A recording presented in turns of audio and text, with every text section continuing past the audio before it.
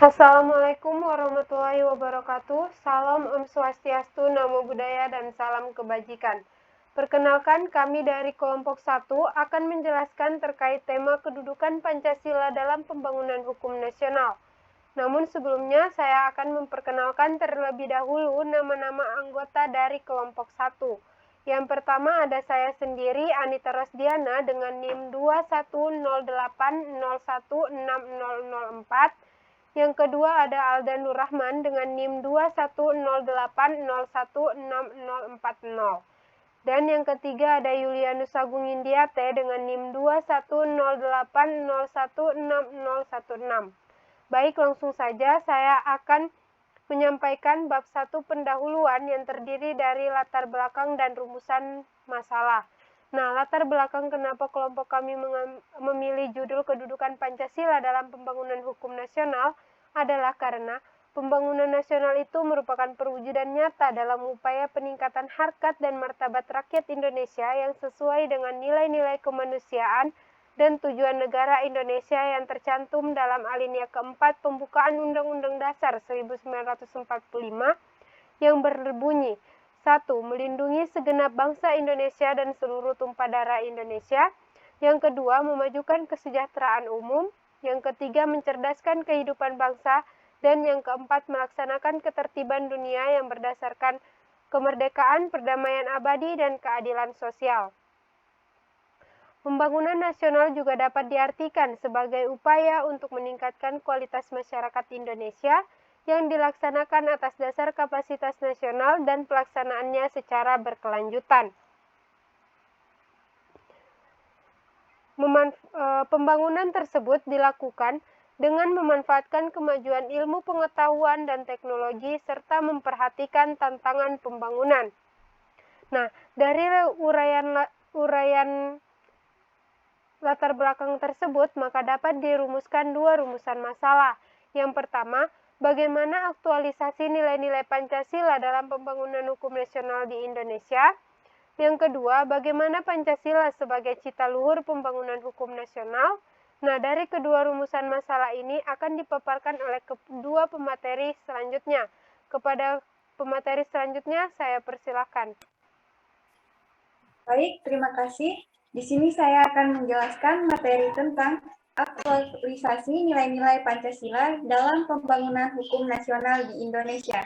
Pancasila sebagai sumber dari segala sumber hukum terdapat dalam pembukaan Undang-Undang Dasar Negara Republik Indonesia tahun 1945 alinea keempat. Ditegaskan dalam pasal 2 Undang-Undang Nomor 12 Tahun 2011 tentang pembentukan perundang-undangan. Pada penjelasan pasal 2 disebutkan bahwa Pancasila sebagai dasar dan ideologi negara serta sekaligus dasar filosofis negara, sehingga setiap materi muatan peraturan perundang-undangan tidak boleh bertentangan dengan nilai-nilai yang terkandung dalam Pancasila.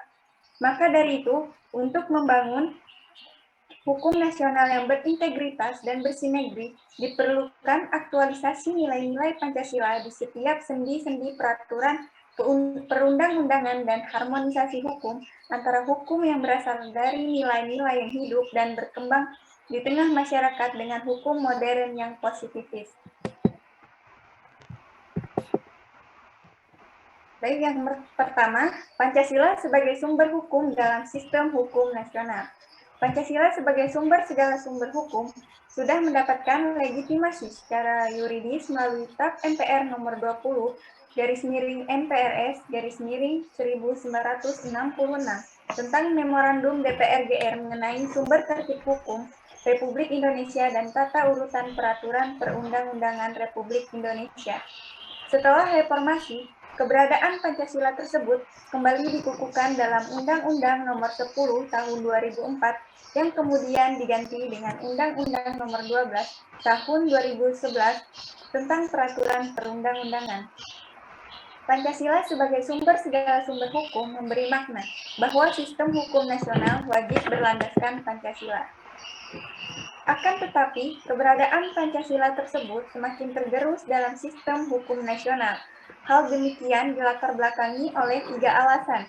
yaitu yang pertama, adanya sikap resistensi terhadap Orde Baru yang memanfaatkan Pancasila demi kelanggengan kekuasaan yang bersifat otoriter. Yang kedua, menguatnya pluralisme hukum yang mengakibatkan terjadinya kontradiksi-kontradiksi atau disharmonisasi hukum. Dan yang ketiga, status Pancasila tersebut hanya dijadikan simbol dalam hukum. Untuk itu, perlu dilakukan upaya-upaya untuk menerapkan Pancasila sebagai sumber segala sumber hukum dalam sistem hukum nasional, yaitu yang pertama, menjadikan Pancasila sebagai suatu aliran hukum agar tidak terjadi lagi disharmonisasi hukum akibat diterapkannya pluralisme hukum. Kedua, mendudukkan Pancasila sebagai puncak peraturan perundang-undangan agar Pancasila memiliki daya mengikat terhadap segala jenis peraturan perundang-undangan sehingga tidak melanggar asas lex superior derogat legi inferior. Yang kedua, aktualisasi nilai-nilai Pancasila dalam Perda Provinsi, Kabupaten atau Kota di Indonesia tahun 2014 sampai dengan 2019. Terdapat tatanan nilai dalam kehidupan bernegara, yaitu nilai dasar, nilai instrumental, dan nilai praksis. Pancasila merupakan kristalisasi nilai-nilai luhur bangsa Indonesia sejak dahulu kala, yang berasal dari nenek moyang bangsa Indonesia sampai kapanpun, yang dimana baik nilai dasar ataupun nilai instrumen, semuanya bersifat abstrak, maka perlu dilaksanakan secara nyata dalam kehidupan sehari-hari. Berikut nilai-nilai yang terdapat dalam Pancasila. Baik yang pertama, sila pertama, ketuhanan yang Maha Esa, atau nilai ketuhanan.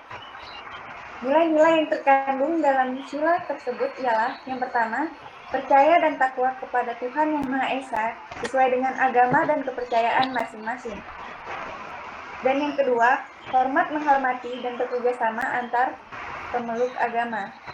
Dan yang ketiga, saling menghormati dan kebebasan menjalankan ibadah sesuai dengan agama dan kepercayaan masing-masing. Sila kedua, kemanusiaan yang adil dan beradab. Itu nilai kemanusiaan, nilai-nilai yang terkandung dalam sila tersebut ialah yang pertama, mengakui persamaan derajat, persamaan hak, dan persamaan kewajiban antara sesama manusia. Yang kedua, saling mencintai sesama manusia. Dan yang ketiga, mengembangkan sikap tenggang rasa. Sila ketiga, persatuan Indonesia. Nilai-nilai yang terkandung dalam sila tersebut ialah yang pertama, menempatkan persatuan, kesatuan, kepentingan serta keselamatan bangsa dan negara di atas kepentingan pribadi atau golongan. Sila kedua, kemanusiaan. Sila kedua, rela berkorban untuk kepentingan bangsa dan negara. Dan yang ketiga, cinta tanah air dan bangsa. Sila keempat, kerakyatan dipimpin oleh hikmat kebijaksanaan dalam permusyawaratan perwakilan. Nilai-nilai yang terkandung dalam sila tersebut ialah yang pertama, mengutamakan kepentingan negara dan masyarakat. Yang kedua, tidak memaksakan kehendak kepada orang lain. Dan yang ketiga, mengutamakan musyawarah dalam mengambil keputusan untuk kepentingan bersama. Sila kelima, keadilan sosial bagi seluruh rakyat Indonesia. Nilai-nilai yang terkandung dalam sila tersebut ialah yang pertama, menjaga keseimbangan antara hak dan kewajiban. Yang kedua, bersikap adil. Dan yang ketiga, menghormati hak-hak orang lain. Baik, sekian materi dari saya. Selanjutnya pembahasan 2 akan disampaikan oleh pemateri selanjutnya. Kepada pemateri selanjutnya saya persilakan. Baik, terima kasih. Di sini saya akan menjelaskan materi tentang Pancasila sebagai cita luhur pembangunan hukum nasional. Yang pertama yaitu Pancasila sebagai cita hukum dengan kaitan hukum nasional. Penegasan Pancasila sebagai filosofi, ideologi, jiwa dan pandangan hidup sudah final. Akan tetapi dalam tahap pelaksanaan masih banyak ditemukan pelanggaran-pelanggaran yang bertentangan dengan nilai-nilai Pancasila. Berkembangnya berbagai ideologi yang bertentangan dengan Pancasila patut diwaspadai sebagai upaya pengikisan nilai-nilai kebangsaan.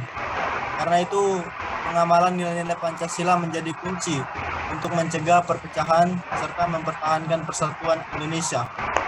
Dan poin yang kedua yaitu Pancasila dan hukum nasional.